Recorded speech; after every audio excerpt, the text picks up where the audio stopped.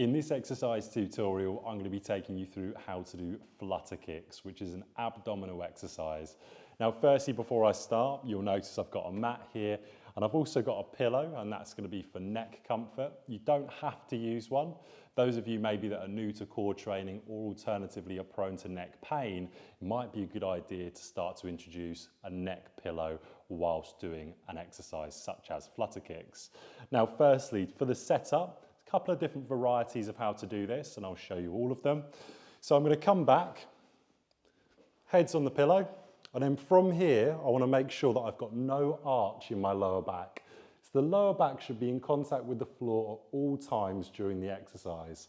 Now, for the hardest version, you can have your hands out like so in a T position, or you can have them by your sides. And what you're going to do is keep your legs completely straight, bring both off the floor, brace your core, and it's these small little up and down movements whilst keeping your knee completely straight. Now, let's say, for example, you're doing that and you're going, actually, I can't keep my lower back on the floor, it's arching up. You'll know it's arching up because you'll be able to fit one hand into the small of your back. What you can do is one of two things. Now, some people like to put their hands underneath their hips. This tilts the pelvis and makes it slightly easier. Of course, you're looking to progress this over time, so you're not doing that. But some people will be able to place their hands underneath the hips and they'll come into the same exercise and think, actually, that feels so much easier.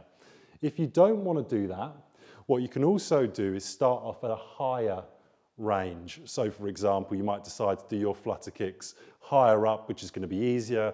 Then over time, start to bring them lower and lower until they're just hovering off the floor.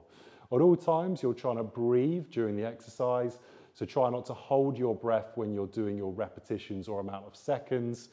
And of course, you'd repeat this for your desired amount of sets and seconds or repetitions. So that's a couple of varieties of how to do the flutter kick exercise. The main principles is that you're laying on your back, your knees completely straight, and you're hovering off the floor. You don't touch the floor at all as you bring your legs up and down.